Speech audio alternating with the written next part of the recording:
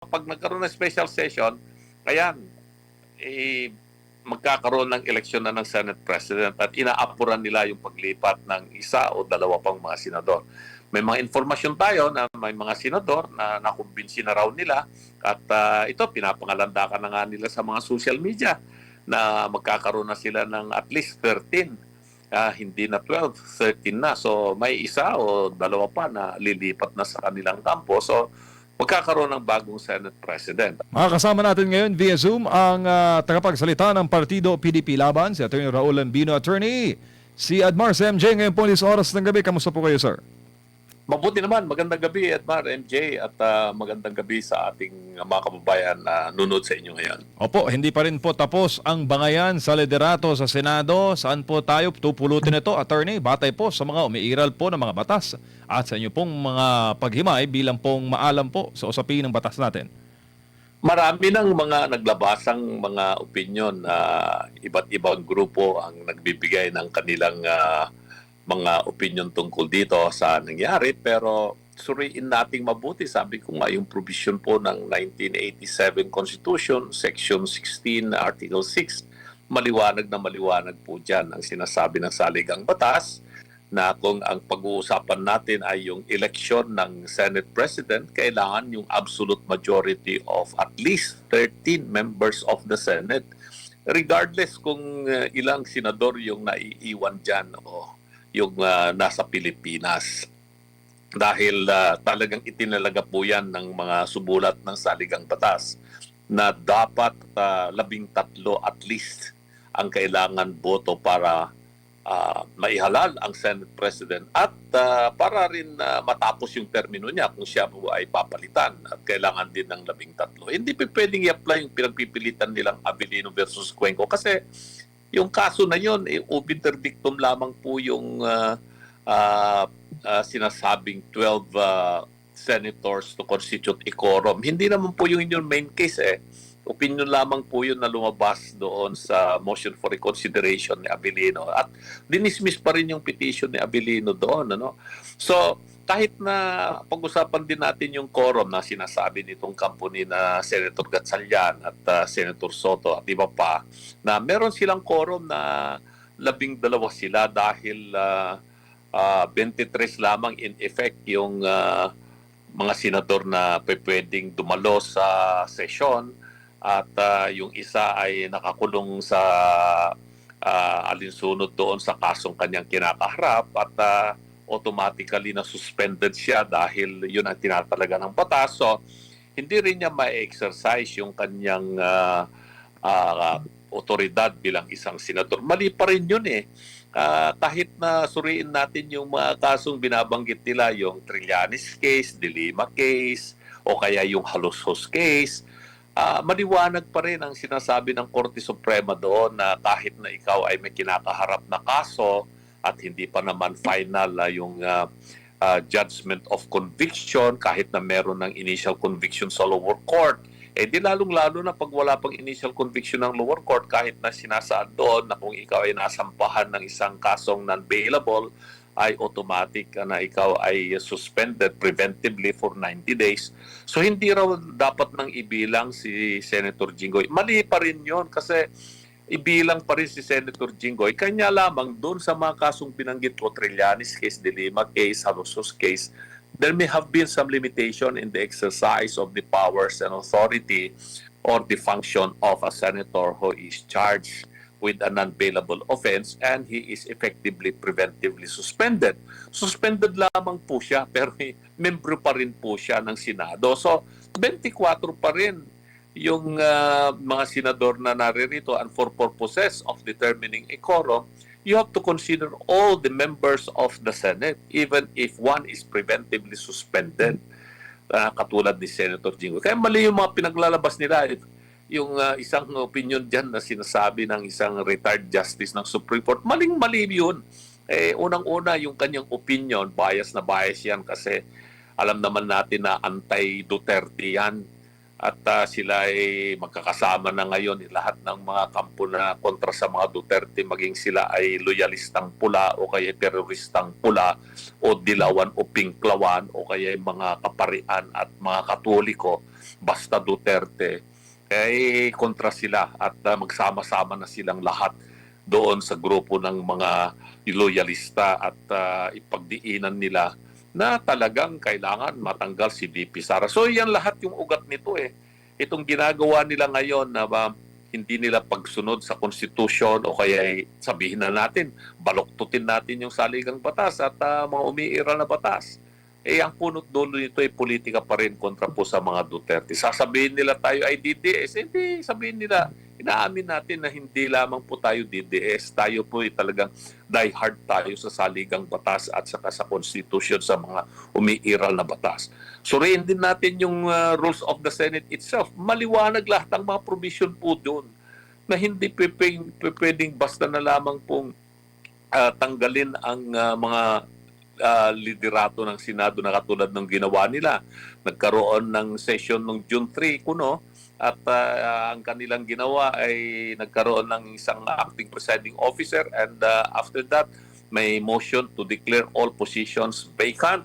At dineclare nilang vacant yung Senate President pro tempore, Secretary of the Senate at saka Sergeant at Arms and all members of or chairman of the different committees. Hindi nila pwedeng gawin yon specifically on the Senate President pro tempore, Secretary at saka yung Sergeant at Arms. Kasi maliwanag sa rules din ng Senado eh.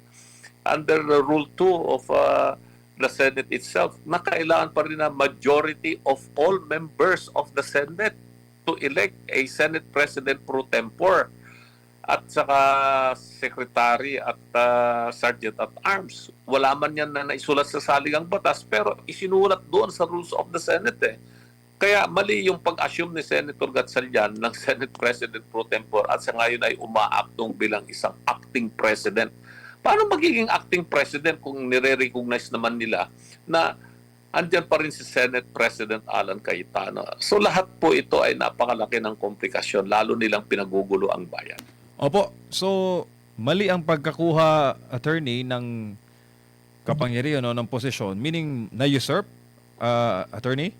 Exactly. Simple as that. That is simple usurpation. Violation po yan ang revised penal code. Hindi ako nagkakamali. Ito ay nandoon sa Article 177 yata. Kung hindi ako nagkakamali, yung na tama pa yung recollection ko ng provision po ng ating revised penal code. Hindi lamang po usurpation of powers po dyan ang kanilang ginagawa. Ito ay talagang violation ng ating saligang batas mismo ang ginagawa nitong mga nagpipilit na sila ang magpatakbo ng Senado. Pero ito pa yung kanilang gagawin dyan kasi realizing na talagang wala silang laban dito pag ito ay nakarating sa Korte Suprema. At meron na nga raw yatang mga petition na naisampa sa Korte Suprema. At sana dinggin po yan ng Korte Suprema kaagad at nang malinawan po ito. Pero bago magsilabasan siguro ang mga order or decision o resolution ng Korte Suprema sa kasong ito, ay magsasagawa sila ng special session. Alam na natin na gagawin nila, sinabi ko na yan noon pa. The only way to resolve this is after the Congress has adjourned, CNJ ay magkaroon ng special session. But the special session must be based on the urgent legislative agenda of the executive that needs immediate legislative action. Apparently, nangyari itong malakas na lindol dyan sa Mindanao at tayo nakikirami sa ating mga kababayan po dyan na naapektuhan, lalo-lalo na po yung mga namatayan o mga nasaktan. Maliban po doon sa ating mga kababayan na nawalan din po ng mga hanap buhay o mga ari-arian. So tayo ay nakikidalamhati at pinagdadasal po natin na sana po ay maibsan po nila itong kahirapan na ito. Pero ito ngayon ang gagawin po nila na pangunahing dahilan, magkakaroon ng special session, maaaring ang gagawin nilang panukalang batas dito ay appropriating certain amount into billions, maybe about 20 billion or 50 billion pesos na earthquake rehabilitation fund for Mindanao. Pwede nilang gawin yon, no? Pero pag nagkaroon ng special session, ayan, magkakaroon ng eleksyon na ng Senate President at inaapuran nila yung paglipat ng isa o dalawa pang mga senador. may mga informasyon tayo na may mga senador na nakumbinsi na raw nila at ito pinapangalandakan na nga nila sa mga social media na magkakaroon na sila ng at least 13, hindi na 12, 13 na. So may isa o dalawa pa na lilipat na sa kanilang kampo. So magkakaroon ng bagong Senate President. At pag nangyari yun, wala na tayong magagawa doon. Magkakaroon talaga ng bagong Senate President at tingnan na lang natin kung paano ang magiging reaksyon ng ating taong bayan. At hindi mo na madudoko ang taong bayan dito eh. Alam na nila kung bakit nila ginagawa ito. Simple lamang ang sagot ng ating mga kababayan, sabi ng taong bayan, para mapagtakpan itong issue ng katiwalayaan, itong corruption. Yan lang naman talaga ang purpose nito at hindi yan tatanggapin ng taong bayan. Opo, Attorney, bago lang po si partner Admar, sinabi po ni Senator Alan Peter Cayetano na ang Senado daw na nadidiktahan ng Malacanang ay hindi tunay na independent. Sinabi naman ng Malacanang na ang kanilang kinikilala lamang na liderato ay yung nasa paksyon po ni Senator Win Gatchalian. So, Pare-pareho sila na obvious, sila eh. Attorney? Kontrolado na nila yung House of Representatives. Alam na natin matagal yan. No? At ngayon ang Senado ko gusto na nila talagang kontrolin yan. So, yung dalawang malalaking departamento ng gobyerno, Palasyo at saka Kongreso, kontrolado na nila. At hindi malayo na yung pinakamahina sa third pillars of democracy, itong Supreme Court ay titignan din natin kung anong mangyayari dito. No? At sabi nga nila, the court is the weakest of the three departments of government. Kung itong dalawang political departments ay ganito na yung sitwasyon, tignan natin kung ang Supreme Court ay kakayanin ang mga pressures. At we are still hoping na ang Supreme Court ay gagawin po niya yung ang kanyang otoridad o kapangyarihan upang may salba ang demokrasya dito sa Pilipinas. Kasi itong ginagawa nila ngayon, talagang this is really abuse of authority. It's really abuse of power. At kailangan talaga magkaroon na ng decision dito. Ang ating mga naiiwan pa ng mga ahensya ng gobyerno na sila makakapagprotekta sa bansa, sa taong bayan at sa demokrasya. Attorney si Admar Pito, magandang gabi. Ito po bang pangyayari ngayon dito po sa ating Senado?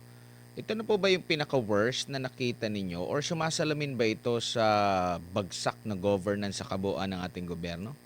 Well, magmula nung namulat po tayo dito sa politika at pag-aaral sa batas, no. Kasi nung bago mag-martial law, medyo meron na rin tayong konting kaalaman sa nangyayari sa politika. Although nung mga panahon na yon ay nasa elementary pa tayo at meron na po akong mga naalalang mga pangyayari noong mga panahon na yon at talaga pong idolong-idolo natin yung mga senador natin noong mga panahon na yan. Mga Senator Almendras, Senator Aitona, Cabangbang, Castañeda, Calao, Lagumbay, Saysay, Tanyada, Jokno, Padilla, Salonga, Tolentino. Ang gagaling nila eh. Noong mga panahon na yan. At makikita mo yung mga debate talaga. And then hanggang sa nung nagkaroon ng martial law. And then martial law 72, wala na tayong parlamento o kongreso. Nagbukas ngayon yung interim batasang pambansa sometime in 1978. Ay rubber stamp yun kasi interim batasan wala kontrolado under dictatorship tayo eh. Hanggang sa magkaroon ng regular batasang pambansa, pero itong regular batasang pambansa noong 1984 panandalian lamang po yan at rubber stamp pa rin po yan. So, magmula po noong 1987, nung naitalaga po itong bagong Kongreso under the 1987 Constitution, kahit pa paano, yung Senado noon na pinamunuan ni Senator Jovito Salonga, may dalawa pong nahalal na opposition. Yan ay si Senator Juan Ponce Enrile at sa Senator Erap Estrada. Pero even among the members of the administration senators, nandiyan sina Maceda, nandiyan sina Alvarez, no? Ay makikita mo na talagang pinoprotektahan nila yung kapangyarihan ng Senado, although they belong to the same political faction of the Cory Aquino government, no? Hindi nila sinasakripisyo yung independence ng Senado. And then in 1992, under the presidency of Fidel Ramos, no, nagkaroon ng mga coalition diyan kasi majority pa rin ng members of the Senate were identified to be in the faction ng Mitra Group. Pero kahit papaano, nakita natin yung cooperation ng mga senators for the whole benefit of the people and the nation. Pero andiyan pa rin yung mga magagaling na mga senador na, like for example, Senator Nicky Cositeg, who was then senator until 2001. Talagang very vocal sila pag may nakita silang mga katiwalian. And then nagkaroon ng impeachment of Erap Estrada. Nakita naman natin yung nangyari doon. And even in the time of President Gloria Arroyo, andiyan pa rin yung independence ng Senate. Nag-umpisa lang talagang mag-deteriorate na ng Senado. Ito na nung panahon na ni President Aquino, ni Noynoy Aquino. Kasi nga gusto na nilang kontrolin yung Senado mismo. Kaya pinilit po nila, kung inyong maalala, una po nilang tinarget yan yung ombudsman, si Merceditas Gutierrez. They tried to emasculate the power of the ombudsman and they had succeeded in impeaching her, although hindi natuloy na yung trial doon sa Senate. And then, eventually, in-impeach nila yung Chief Justice and convicted him. At tinanggal nga yung Chief Justice si Renato Corona. Doon nag-umpisa talaga. Maybe during the last 3 years of the Arroyo administration and the 6 years of the Aquino administration, doon nag-umpisa yung talagang hindi na maganda yung sitwasyon sa Senado. At least nakabangon nung panahon ni PRRD yung Senado kahit papaano ay matibay pa rin yung independence ng Senado. But this time around, it is completely different. Buti na lang at meron pang naiibang Alan Cayetano. Nandiyan pa rin yung maibang or Rodante Marcoleta, Bong, and the others, no. Pero unfortunately though, hindi naman sa pagbubuhat ng bangko ng mga abogado, masyadong maingay yung mga parang pambubuli na lang ng iba. Hindi na masyadong pinapangalagahan ba yung rule of law or yung knowledge about law and procedures, etc. Wala na yun eh.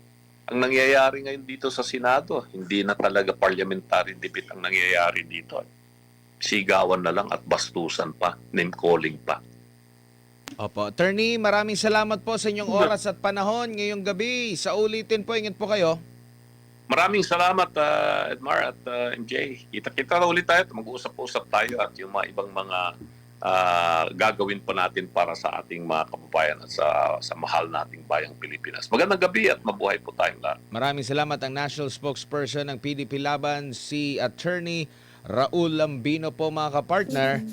Atin pong nakapanim sa mga maiinit pa rin na issue ngayon sa mundo ng politika sa bansa.